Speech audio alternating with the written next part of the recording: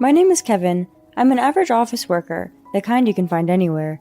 I was dragged into a big divorce drama 2 years ago. It was around the time my wife Jennifer gave birth. If you and I are both type A, how is our daughter's blood type B? There must be some sort of mistake. I haven't done anything wrong. But on the birth certificate, it clearly says that her blood type is B. Are you saying the doctor made a mistake? Yeah, it must be that. There must be some sort of mistake. They must have accidentally written some other baby's blood type. What kind of a lie is that? Why don't we get a blood test? While we're at it, let's get a DNA test as well. Wait, there's no need to go that far. If you haven't done anything wrong, it doesn't matter, does it? I don't want to listen to any excuses, so just wait quietly until the test results are out. I'm sure you can guess already, but the results of the DNA test were bad. It was proven that I was not the father of the baby Jennifer gave birth to, and that Jennifer had an affair. At the time, I was living together with my in-laws in their home, so when I found out about Jennifer's affair, I had to move out and find a new apartment for myself. Jennifer was against me moving out, but I didn't want to hear anything from her about it. Please forgive me. If I don't have you, I will go bankrupt. You reap what you sow. You took out loans to give that guy money and gifts, and even got pregnant with his child. Okay, I will send the baby to foster care. If I do that, there won't be any problems. What are you even saying, you idiot? If you do that, I will never forgive you. You have no right to be a mother. We will take care of that child. We will cut off all ties with you, so leave this house. I don't consider you my daughter anymore. Don't ever step in this house again. Sorry to say, but it seems like no one here is on your side. I also never want to see your face again. If you have anything to say to me from now on, talk to my lawyer. Wait, Kevin! For a week after this, my wife was peaceful. Around that time was my work's busiest season, so I didn't have time to speak to Jennifer about our divorce. But now I regret not taking time off work to end the drama before it began. Jennifer turned out to be more obsessed with me than I expected.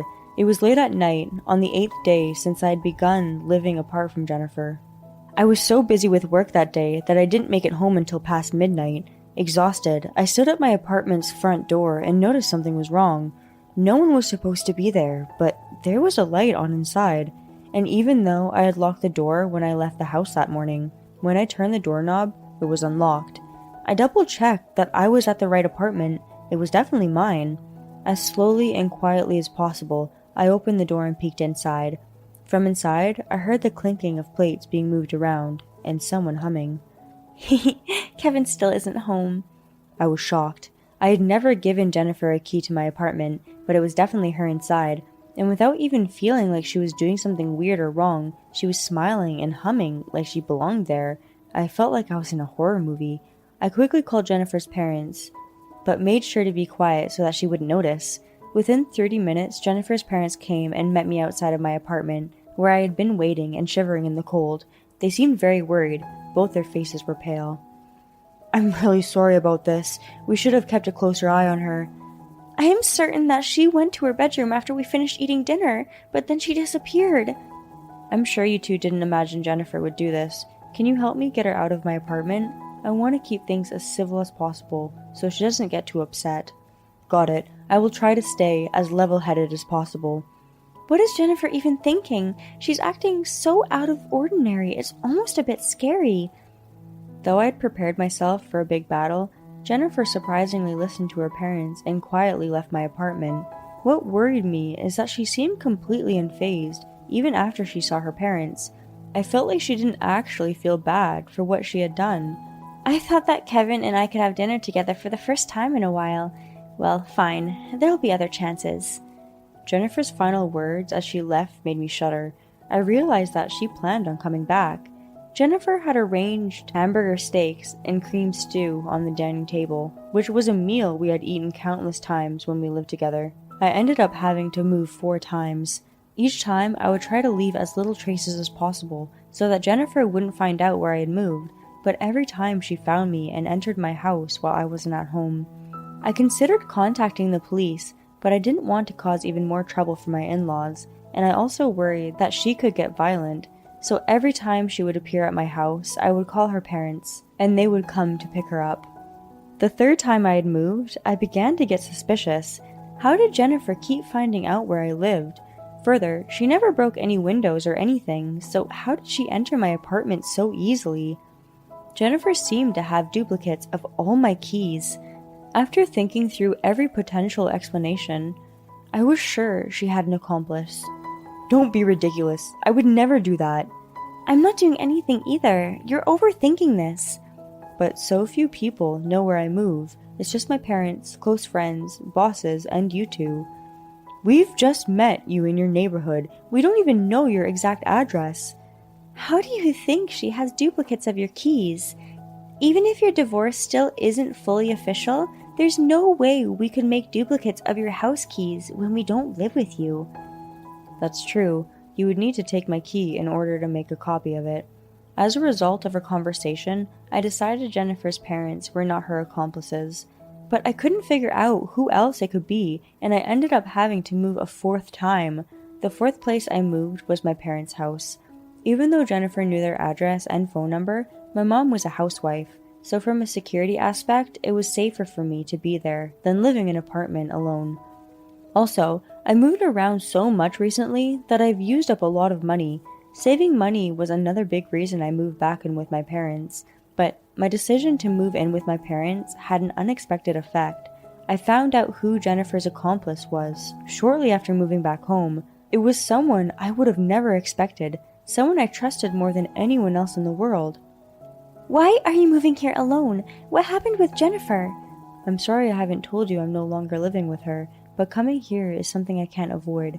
Sorry, but please let me stay here for a while.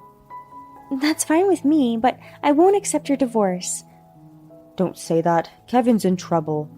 You're saying that too? Don't spoil him. If he gets divorced, the whole neighborhood will laugh at me. At that moment, it hit me. I had never doubted my parents, but now I realized that the person who was causing all this was the person I felt the most safe with, and that person was my mom. Are you sure you just found out about Jennifer and I living separately? What's with that question? Do you have something you want to ask me? I will ask Dad. Has Mom been going out and meeting someone recently? Well, I'm at work during the week, but I've noticed her whispering to someone on the phone recently. Why are you telling him that? I knew it. Jennifer told you she and I were living separately, right? Huh? What are you saying? Don't you dare make such false accusations. Then show me your cell phone. If I'm correct, Jennifer will be in your phone history. Bring your phone here immediately. I will check. Wait, I was doing this for Kevin's sake. What do you mean for Kevin's sake? You're just worried about what other people will think of you. Bring us your phone immediately. If you haven't done anything wrong, that shouldn't be a problem, right? Looking through my mom's phone, I saw a long list of calls and texts she had exchanged with Jennifer. I discovered that my mom had been telling Jennifer my new addresses and getting duplicates of my keys. She would do this all by talking to my landlords, and using the fact she's my mom to get information and spare keys. Do you realize what you've been doing? I had no choice, did I? I thought the best thing I could do to make you rethink your divorce is to make sure you get along with Jennifer again. There must be reasons why Kevin chose to divorce her. Why don't you trust Kevin's decision? What about how I feel? Stop talking about yourself. Until Kevin sorts out his divorce, go back to your parents' house. What? Why would I? With my dad's help, I no longer had to worry about Jennifer's stalker-like behavior, and I was able to quickly get my divorce sorted out. I also managed to claim $38,000 from both Jennifer and her lover. Jennifer continued to visit our home, even after the divorce. But after I went against my promise to my ex-in-laws and called the police, Jennifer never showed up again. I felt bad for doing that to them, but I didn't see any other way to resolve this issue. My dad hasn't forgiven my mom, and they are still living separately now. This is her punishment for backstabbing her own son because of her worries about other people's opinions of her.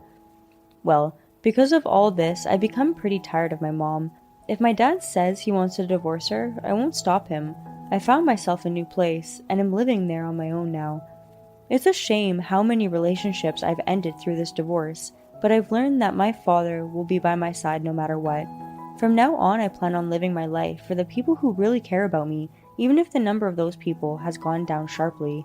I hope I can find myself a new wife soon, so that my dad doesn't have to worry about me. though it does feel like a daunting task. Well, I will do my best. Thank you for watching. Did you enjoy this video? Please tune in again next time. Also, please support us by subscribing.